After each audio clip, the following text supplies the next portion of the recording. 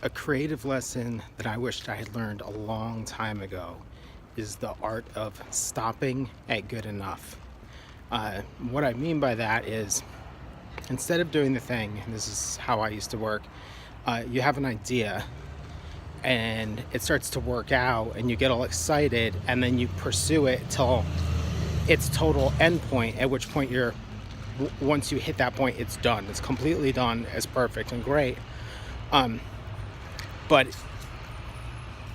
it kind of means you can only do one thing, because I find that having the big idea, it's the hardest part of the job, but it's the quickest part, especially if you're doing something that's really formal, like some kind of initial visual research or whatever. And then the execution, the thing where you take that initial discovery and push it to its logical end, that always takes forever.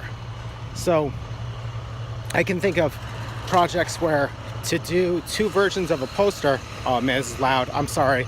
Let's get past this.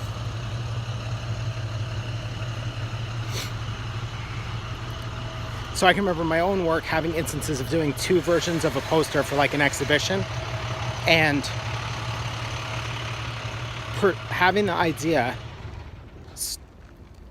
figuring out if it would work, and then running it through to the very last detail, which could take 2 days.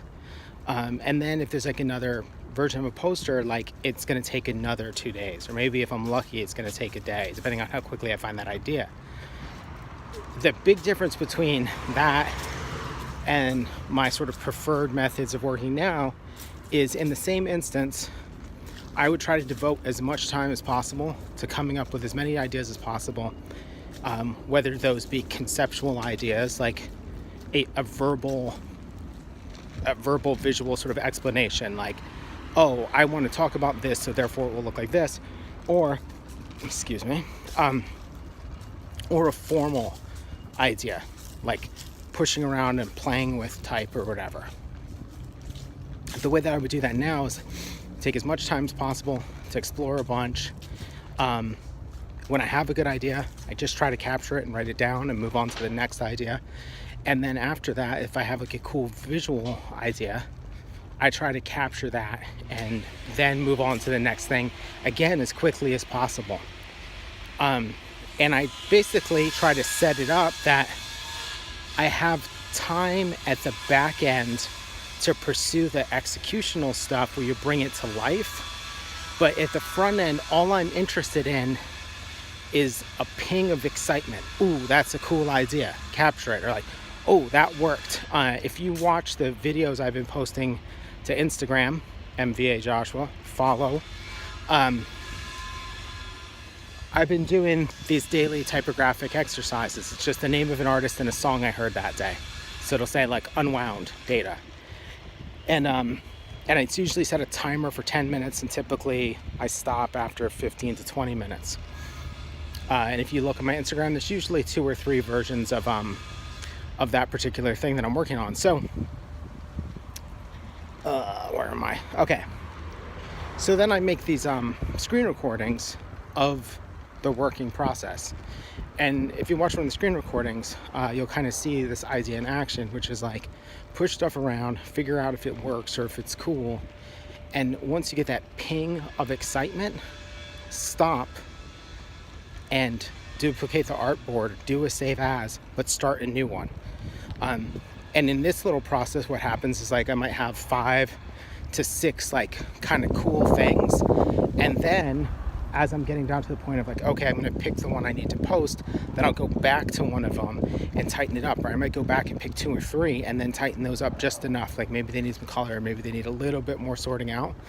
But instead of following it through to its logical end at the beginning, I try to do the bulk of the work, a whole bunch of options in the longest period of time, and then just kind of reserve a window to try to tighten them up and finish them. And the ones that fail are the ones where there's really only 2 versions after the 10 minutes. That's my kind of definition of failure, is not covering enough ground in that short period of time. And the ones that I think are really successful are the ones where there's 6 to 8 versions in that 10 minutes, and then I can spend another 10 minutes just picking a few to tighten up and wrap up. That's kind of like my process, like in a microscopic scale, but I think in general the idea holds true for most things. Like if I assign students a kind of exploratory phase of a project, the thing that I want to see them do is a crap load of stuff that's unfinished but that they're excited about, rather than the one masterpiece that they worked to death, but maybe in the end, like, they finished it, but who knows if they're even happy with it. I noticed that everyone seems to be more gratified with their work when they explored a wide variety of things and then grabbed the couple that they were like, oh shit, you know what, that's the one. Anyway, thanks for watching. Take it easy as always.